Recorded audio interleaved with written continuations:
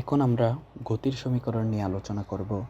গতির সমীকরণের প্রথমে আছে দূরত্ব, অর্থাৎ দূরত্বকে আমরা এস দ্বারা প্রকাশ করি। S equal to U T plus half A T square, অর্থাৎ এখানে ইউ হলো আদিবেগ আর টি হলো সময়, এ ত্বরণ এবং টি সময়। তাহলে UT plus half A T square, এটা আমরা নর্মালি ইউজ করব।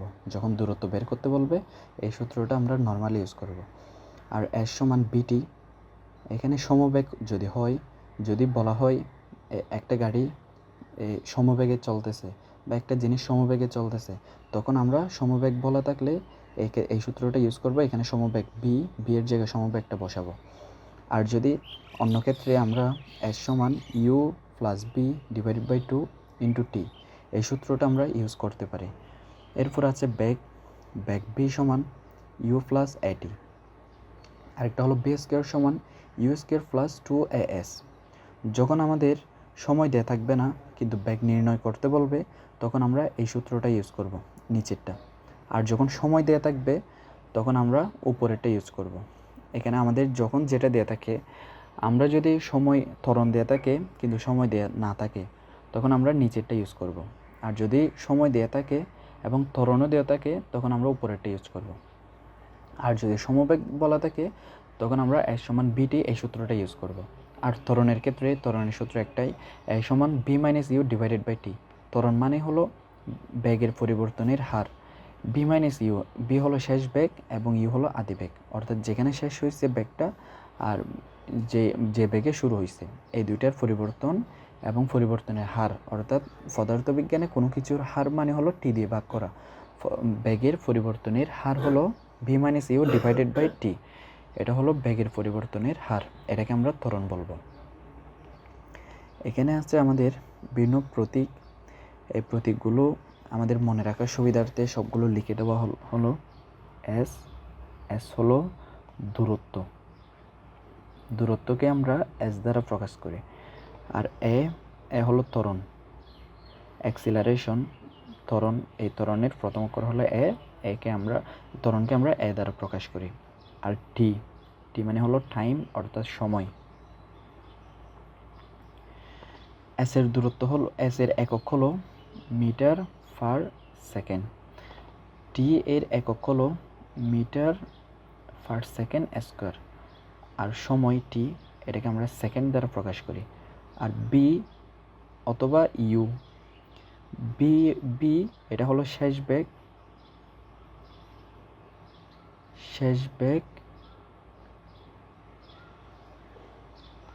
আর ইউ হলো আদি বেগ।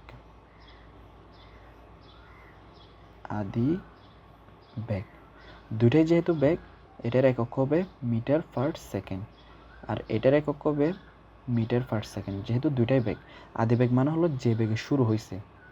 একটা গাড়ি স্বাভাবিকভাবে আদি বেগ হয় 0, কারণ এটা স্থির অবস্থা থেকে চলা শুরু করলে, যদি বলে দেওয়া থাকে একটা গাড়ি স্থির অবস্থা থেকে চলা শুরু করলো, তখন আদি বেগ হবে 0। আর শেষ বেগ হবে যেখানে শেষ হয়েছে বেগটা, ওই সময় ওই বেগ কত ছিল ওইটাকে আমরা শেষ বেগ বলবো। আর এই যে দূরত্ব এটা হবে না, দূরত্ব সমান হবে এস, দূরত্ব সমান হবে এম। সরণকে আমরা দূরত্বকে মিটার দ্বারা প্রকাশ করি, এই জন্য এটা হবে এম। তাহলে এগুলো একক, এগুলো একসাথে লিখে দেওয়া হলো। এগুলো একসাথে মুখস্থ করলে ভালো হবে। আর একক তো লিখে দিছি এর আগে। এবার পড়ন্ত বস্তুর সূত্র। আমাদের বিজ্ঞানী গ্যালিলি পড়ন্ত বস্তুর 3টা সূত্র তিনি আবিষ্কার করেন। এই 3টে সূত্র আমাদের পরীক্ষায় বিভিন্ন সময় ক নাম্বারে চলে আসে। যেমন প্রথম সূত্রে বলা আছে স্থির অবস্থান এবং একই উচ্চতা থেকে।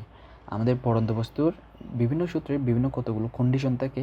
এই পড়ন্ত বস্তুর কন্ডিশন হলো বস্তুটি স্থির অবস্থান হতে হবে এবং একই উচ্চতা থেকে পড়তে হবে, অর্থাৎ একই উচ্চতা থেকে দুটি বস্তু পড়তে হবে।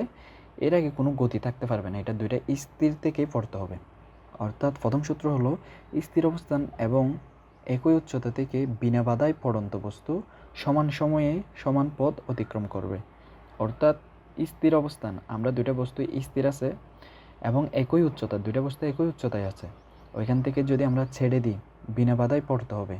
আমাদের পৃথিবীতে সাধারণত বাতাস মাধ্যম বায়ু মাধ্যম থাকে, ওই জন্য এটা বিনা বাধা হয় না। এই জন্য ভারী জিনিস আগে পড়ে বা যেটা একটু হালকা ওইটা একটু পরে পড়ে।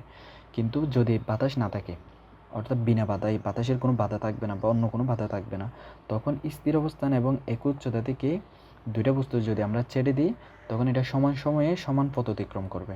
অর্থাৎ এটা একই সময় পতিত হবে সমান সময়ে। এটা যদি 1 মিনিটে 1 মিটার দূরত্ব অতিক্রম করে, তাহলে অপর বস্তু 1 মিনিটে 1 মিটার দূরত্ব অতিক্রম করবে, অর্থাৎ একই সময় নিচে পড়বে। দ্বিতীয় সূত্র, স্থির অবস্থান থেকে বিনা বাধায় পড়ন্ত বস্তুর নির্দিষ্ট সময়ে প্রাপ্ত বেগ ওই সময়ের সমানুপাতিক। অর্থাৎ নির্দিষ্ট সময়ে যে বেগটা প্রাপ্ত হবে, 1 সেকেন্ড পর যে বেগটা প্রাপ্ত হবে ওইটা ওই বেগের সমানুপাতিক, সময়ের সমানুপাতিক। 1 সেকেন্ডে যদি যে বেগ প্রাপ্ত হবে, এর পরবর্তী সেকেন্ডে অবশ্যই এটা বৃদ্ধি পাবে, সমানুপাতিক। অর্থাৎ বেগ বৃদ্ধি পাইলে টি বৃদ্ধি পেলে বেগও বৃদ্ধি পাবে, অর্থাৎ এটা একটার সমানুপাতিক। তৃতীয় সূত্র, স্থির অবস্থান থেকে বিনা বাধায় পড়ন্ত বস্তু নির্দিষ্ট সময়ে যে দূরত্ব অতিক্রম করে তা ওই সময়ের বর্গের সমানুপাতিক। অর্থাৎ নির্দিষ্ট সময়ে যে দূরত্ব অতিক্রম করবে, 1 সেকেন্ডে যে যদি 1 মিটার দূরত্ব অতিক্রম করে, ওইটা হবে বর্গের সমানুপাতিক। অর্থাৎ যদি 2 সেকেন্ডে এটা একটা বস্তু যদি 3 মিটার দূরত্ব অতিক্রম করে, তাহলে 3 সেকেন্ডে এটা স্কোয়ার হয়ে যাবে, অর্থাৎ 3 স্কোয়ার হয়ে যাবে। এখানে আবার কতগুলো স্পেশাল সূত্র আছে, এগুলো হলো শুধুমাত্র আমাদের পড়ন্ত বস্তুর ক্ষেত্রে। পড়ন্ত বস্তুর ক্ষেত্রে আমাদের যেহেতু অভিকর্ষজ ত্বরণের একটা প্রভাব থাকে, যেমন অভিকর্ষজ ত্বরণ, এটা যদি মাটি হয় তাহলে অভিকর্ষজ ত্বরণ সবসময় নিচের দিকে কাজ করবে, অর্থাৎ এখানে নিচের দিকে কাজ করবে।